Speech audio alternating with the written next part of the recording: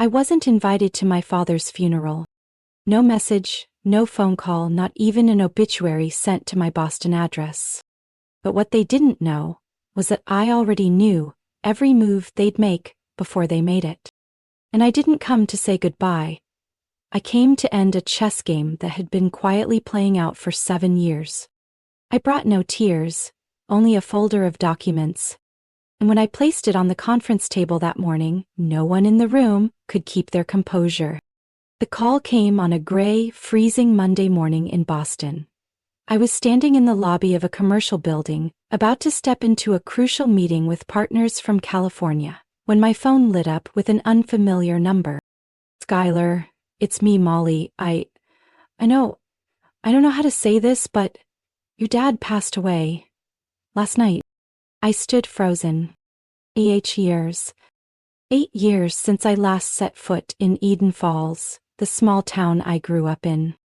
8 years since the night my father tossed my resignation letter into the fireplace and said to my face, "You're no longer my daughter." I left the next morning. No luggage, no goodbyes. I arrived in Boston in a rental car and started from zero. I launched my own real estate investment firm at 29, and by 33, I was one of the most successful women under 35 in sustainable housing development on the East Coast. I thought I had completely left my father Raymond Westwood behind. He was the founder of Westwood Estates, a real estate empire owning over 18% of Eden Falls' commercial property and its surrounding areas. But Molly's call, the one friend who still kept in touch, dragged me back to the past in a single sentence. I didn't cry. I only felt an eerie emptiness in my chest, not the grief of losing a parent, but the confirmation that the bond between my father and me had truly been severed. But then Molly said one last thing, and everything shifted. "Sky, you should know, the will reading is this Friday, but Olivia said you don't need to come. They're saying it's family only." Olivia, my father's new wife.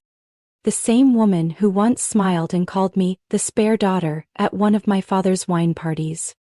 The one I knew had slowly erased me from his life the moment she stepped into that lakeside mansion I grew up in. The one with 2 kids of her own, Natalie and Bryce. Both now calling my father Daddy like it was sweet syrup. And now, she calls me an outsider? I hung up without another word. I didn't go to the funeral, not because I was grieving, but because I had something more important to do. I opened the safe at home, took out a folder my father had sent me 3 months earlier via signature unrequired. No one in the family knew I had it. I had never mentioned it to anyone because I knew one day I would need it. And that day was Friday. I wouldn't be showing up to cry. I'd be showing up to prove. I didn't need an invitation. I was the heir. I returned to Eden Falls on a gloomy March morning, with fog still hovering over the lake. The taxi driver glanced at me through the rear-view mirror as the car stopped before the now glossy black iron gate. "This place looks more like a museum than a home." I didn't answer. To me, it never was home. The lakefront mansion, once my mother's, was now Olivia's domain. Every brick, every marble step, every gold-trimmed window frame had been transformed, as if she was trying to erase every trace of my mother. And me. I climbed the steps in simple leather shoes, dragging a heavy rolling suitcase. I hadn't packed much, just what I needed to reclaim what was mine. Before I could knock, the door swung open. "Skylar!" Natalie's voice cracked like a slap. She stood squarely in the doorway, eyes cold as steel. "Didn't think you'd actually show."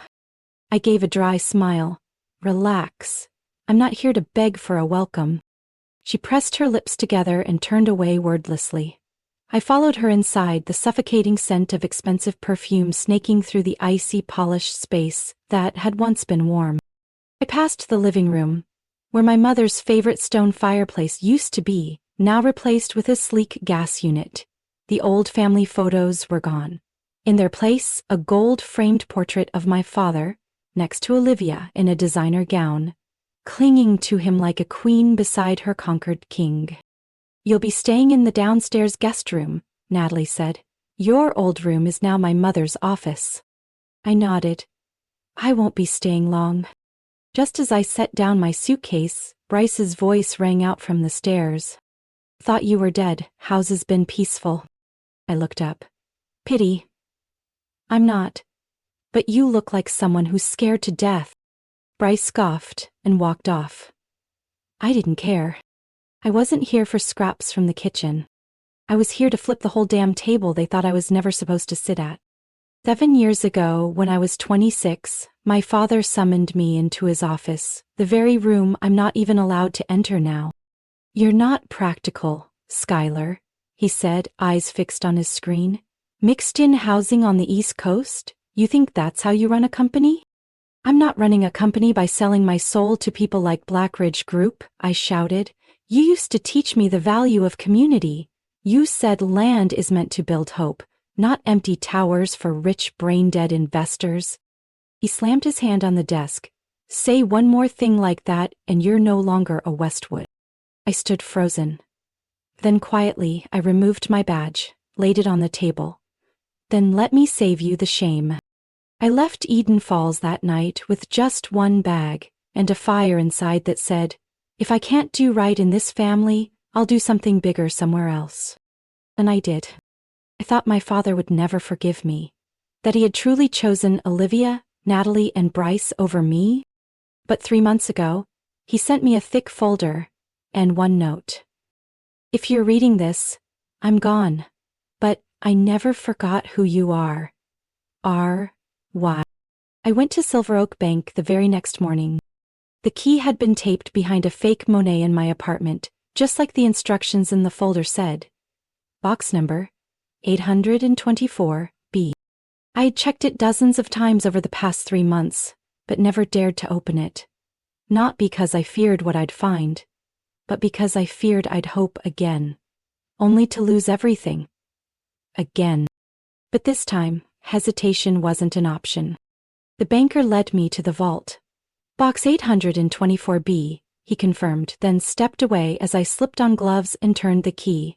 The soft click landed like a thunderclap. Inside was a leather-bound folder, a velvet-wrapped USB, and a letter. Skylar, if you're reading this, then I'm gone. But believe me, I never let Olivia control everything. You were not excluded, you were protected.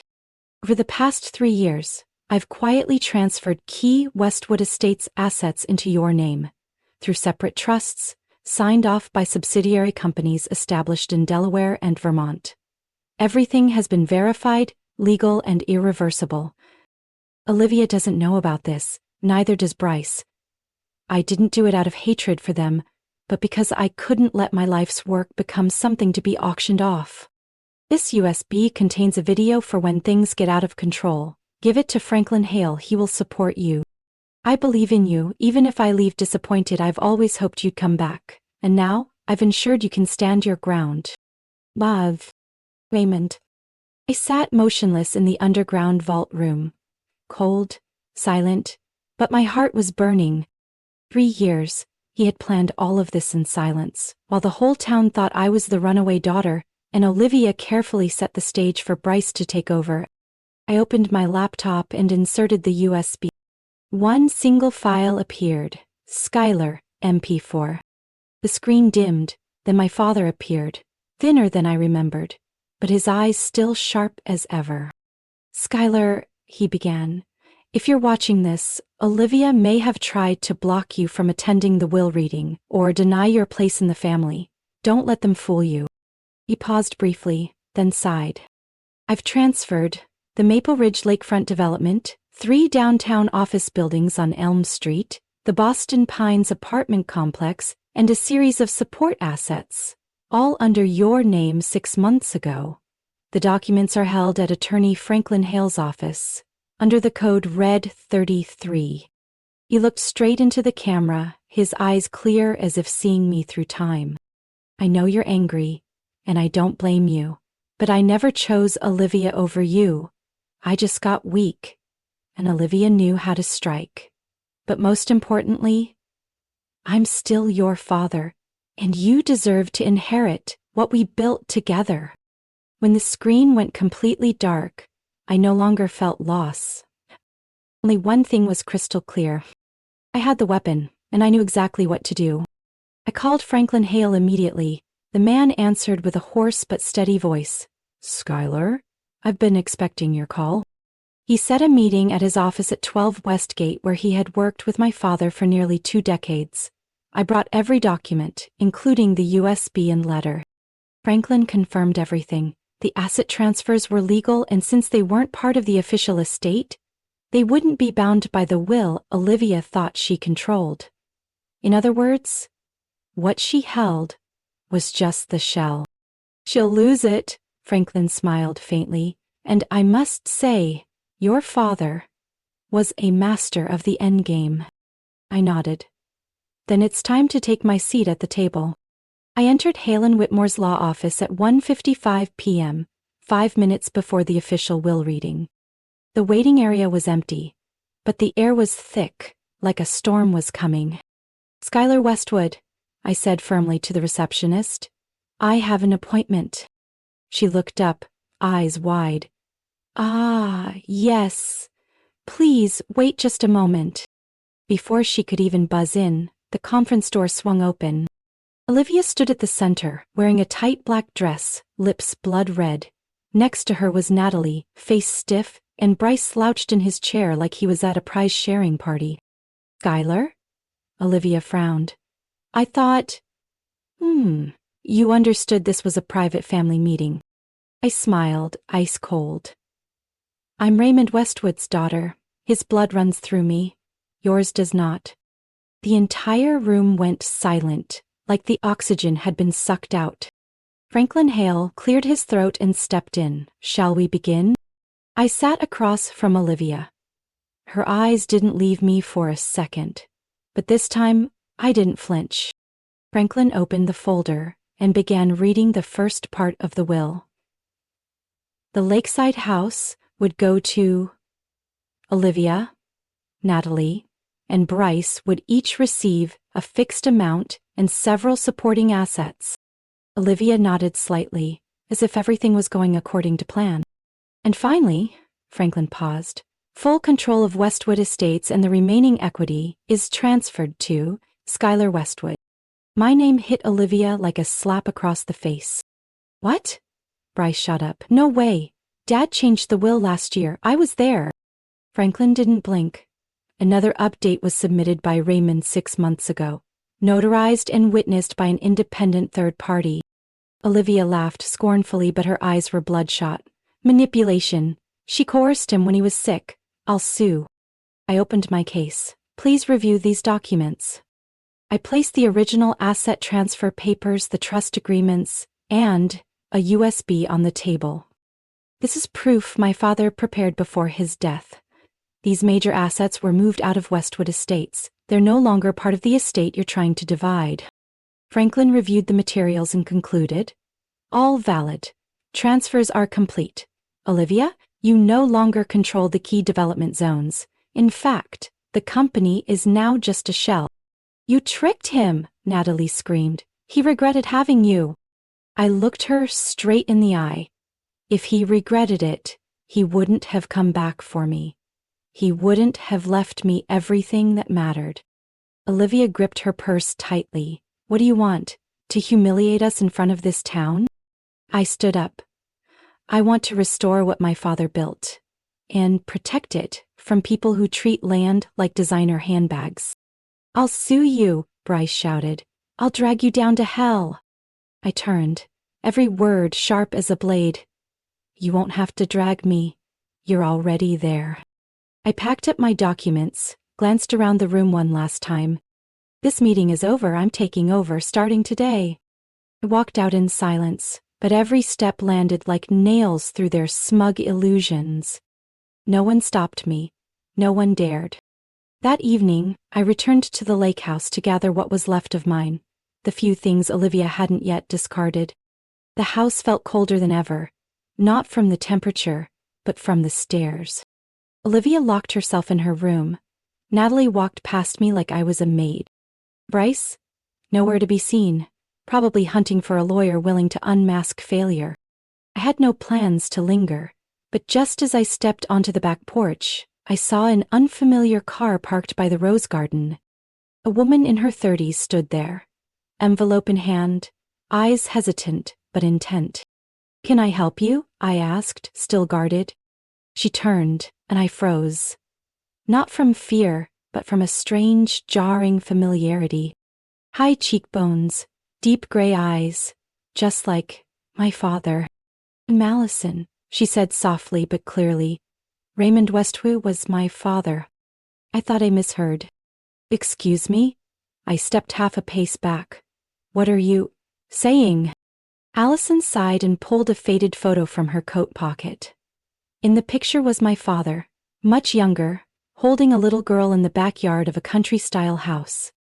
He had a relationship with my mother, Marlene Carver, in Charleston. They broke up before he met your mother. I was born a few months later. My mom never asked for anything. She just wanted to keep things quiet.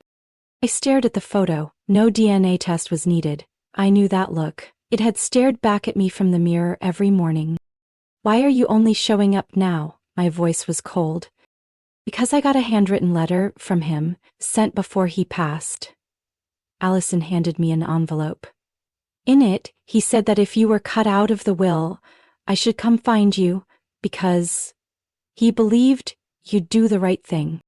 I took the letter, my hands shook. "Skylar, if you meet Allison, trust her. She knows nothing of the lies in this house, and she gains nothing from this estate. But she is my blood. And so are you. You are both stripped of the right to be called family, but no one can strip away the truth. Welcome her as an ally, not a burden." I took a deep breath. "Do you know you've just stepped into a minefield?" I asked, my voice lower. Allison nodded. "I didn't come for a share. I just wanted to know who my father was. And if you're protecting what he left behind, I'd like to help." The door behind me flew open. Olivia stood there, her face stricken, like she'd seen a ghost. "Who is she? Skylar, don't tell me this is—" "I'm Raymond's daughter," Allison said firmly, "and I'm not here for money. I came to say I knew him. And I know you never loved him, not even a fraction." Olivia went pale. "No, that can't be. Looks like you weren't the only secret he kept," I said, eyes locked on hers. "And I'm actually grateful for that." Olivia shook with rage. "I'll call the police." I laughed. For what, having a half-sister? Or because the only person in this house with a conscience just showed up? Allison gently touched my hand. "I don't want anything, but if you need someone you can trust, I'm here."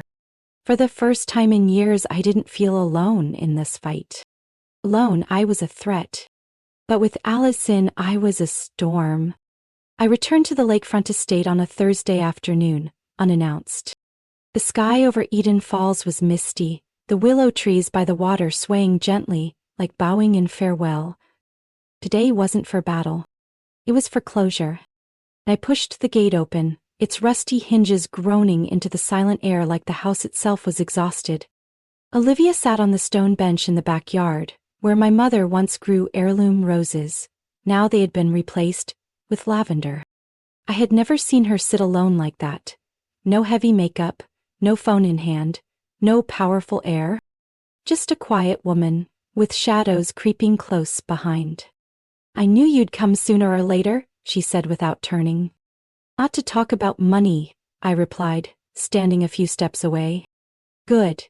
Olivia looked up at the brittle branches. "Because I've got nothing left to keep." I said nothing. "I called my lawyer this morning." She spoke slowly. "I'm withdrawing all complaints. No more disputes." I stepped closer. "Why?" "Because I lost." Olivia turned, her eyes more sunken than I remembered. "You don't need to beat me anymore, Skylar. You have the company, the support, even this town. And now, Allison, even my daughter Natalie is starting to lean your way." I didn't respond, didn't deny it, because it was true. "You win." Olivia repeated. But don't think I never loved him. Maybe you did, I said, but not enough to let go of your ambition. She let out a hollow laugh, like she was too tired to be angry anymore. Ambition is the only thing I ever had. I grew up with nothing, Skylar. I know what it's like to be stepped on. When I met Raymond, I thought, if I could keep him, I'd never be weak again. I looked at her for a long time. No more hatred. No pity either, just understanding. Arrived too late. And then I saw his daughter. Smarter than me, tougher than me, even had his heart. Olivia said quietly, her voice turning bitter.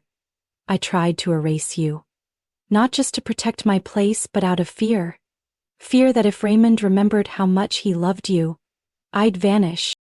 But in the end, you vanished anyway, I replied calmly. Olivia nodded. Yes, because he loved you. And because he planned everything so I couldn't destroy it. I pulled a slim folder from my bag. This is the final agreement. You keep the fixed investment, this house, and a share of profits from 3 support buildings. The rest? I take over fully. No interference, no retreat. Olivia took it without a word. She didn't question. She didn't bargain. You won't regret letting me keep a little something, she asked finally. I shook my head. I'm not you. She clutched the folder, then stood up. I'll leave Eden Falls. Maybe go back to Connecticut. My sister's there. At least no one there sees me as a fraud. I stepped aside, clearing her path. Good luck. Olivia paused before leaving the garden. She turned to me, her gaze dissolving into the gloomy afternoon. You're more like him than I thought. And you're nothing like the woman he once believed in, I answered. Not to wound, just the truth. Olivia said nothing more. She walked past me, not the reigning queen of Westwood Estates, but a fallen figure quietly retreating from a game she once thought she'd won. And I knew the real victory wasn't about overthrowing. It was about keeping what truly mattered. I officially took over Westwood Estates on a mild summer morning, under soft sunlight and the gentle chime of wind bells from the new office, once Olivia's so-called inspirational PR lounge. I didn't change the company's name, but I changed the way it breathed. The first meeting was held in the wide conference room with glass walls facing Riverside, the land that had nearly become a luxury condo compound for the ultra-rich, if I hadn't returned in time. Margot, the former administrative director, looked at me as if she'd seen sunlight after a storm. I thought you'd tear everything down, she said honestly. I only tear down what doesn't belong to my father's legacy, I replied. On the table was a new project blueprint I had finalized with Allison and Grace over the past 3 weeks, the Riverside Inclusive Community. Instead of glassy high-rises and premium malls, we proposed a model with mixed-income housing, community gardens, shared workspaces, and locally run service hubs. No one gets pushed out of Eden Falls just for not being rich enough, I declared. We don't need another fancy town. We need a place worth living in. Some employees, once loyal to Olivia, looked doubtful, but when I played the video my father had recorded a year earlier, the atmosphere shifted. He stood on the barren land, speaking into the camera. Skylar, this is my biggest regret. I wanted this area to be a fresh start for the town, not a place buried under concrete and rent no one can afford. When the video ended, there were no more objections. The following week, I held an open town meeting for all residents of Eden Falls. The central church was packed. A few people eyed me warily. Many still saw me as the daughter who ran off, as Olivia had whispered around town. But I didn't flinch. I came back, I said from the old wooden podium, because Eden Falls was where my father poured his entire life, and he didn't build it for just one class of people. I laid out the plan clearly. Preserve 60% of housing as low to moderate income homes. 20% for local businesses at subsidized lease rates. 10% for shared spaces and community health services. The remaining 10% reserved for native plant preservation and the Richard Westwood Memorial Park. The first to stand was Mr. Burney, owner of the oldest bakery in town. "If you really make this happen, I'm willing to donate this month's profits to the park fund." Applause broke out. I saw Allison's quiet, proud eyes in the front row. After the meeting, Grace took my hand and whispered, "Your father's smiling somewhere." One by one, they started to come back. A retired engineer, a former schoolteacher, a group of unemployed youths invited to join the job training program at the reconstruction site. I didn't need to polish my reputation. I just needed to keep my word. 3 months later, I stood on the second floor of the newly opened office wing. Below, children played on the grass field, adults hosted a small farmers' fair, and the cozy wooden homes for single-parent households were fully occupied. Eden Falls was no longer a shadow of the past. It was alive, breathing, and grateful. I had never seen my father prouder than in that final video. But now, I believe, he no longer needs to speak. I am his voice. And his dream is blooming, brick by brick.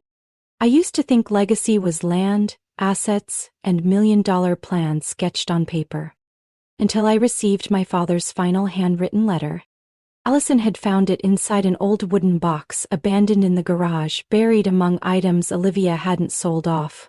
The letter was written in blue ink, carefully penned, tucked inside The Count of Monte Cristo, the book he once read to me when I was 8.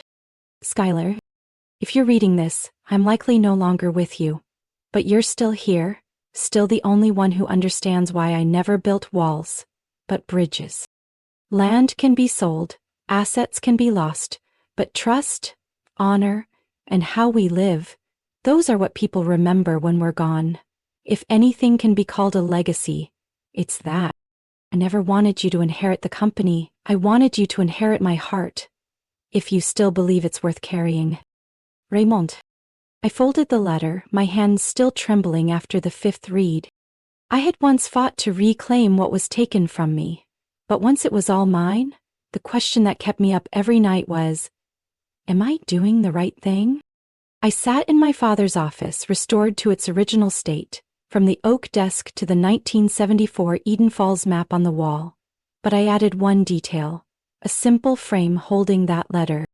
In front of me was the latest quarterly report. The company was doing well. The Riverside project had completed Phase 1. The media hailed me as the woman who rebuilt Eden Falls. Major corporations sent partnership proposals, but I set them aside to focus on one document, the Evelyn Architecture Scholarship Fund, named after my mother. Grace, now the new COO, walked in with a warm smile and a cup of tea. "The scholarship panel has selected the first 5 students," she said, placing the cup down. 3 of them come from low-income families in the region. 1 used to be homeless. I nodded, my lips curving slightly. "Your father would be proud," Grace said softly. I looked out the window, where the Richard Westwood Memorial Park was bustling. A group of high schoolers were sketching the new playground. An elderly man sat reading under the maple trees, on a bench engraved with my father's words. "Don't build to be rich, build so everyone can live." I no longer felt empty like I did the day I returned. Eden Falls once turned its back on me. But it also taught me that forgiveness, like change, is never one-sided. I opened my email and hit send on the Community Skills Garden proposal. Our next project, to turn the abandoned land in the north into a place for hands-on learning, farming, and small business trials for youth not pursuing college. I hadn't just preserved what my father left behind. I expanded it and placed it in the hands of the community. Someone once asked me, "Aren't you afraid one day this company will end up in the wrong hands again?" I used to be. Not anymore. Because now I understand. True legacy isn't what you lock in a vault. It's what lives on in others, even after you're gone. Skylar's story is not just a journey to reclaim what was taken from her. It's a powerful reminder that true legacy doesn't lie in wealth, but in how we choose to live, to love, and to build the community around us. In real life, we often face exclusion, misunderstanding, or ambition from those closest to us.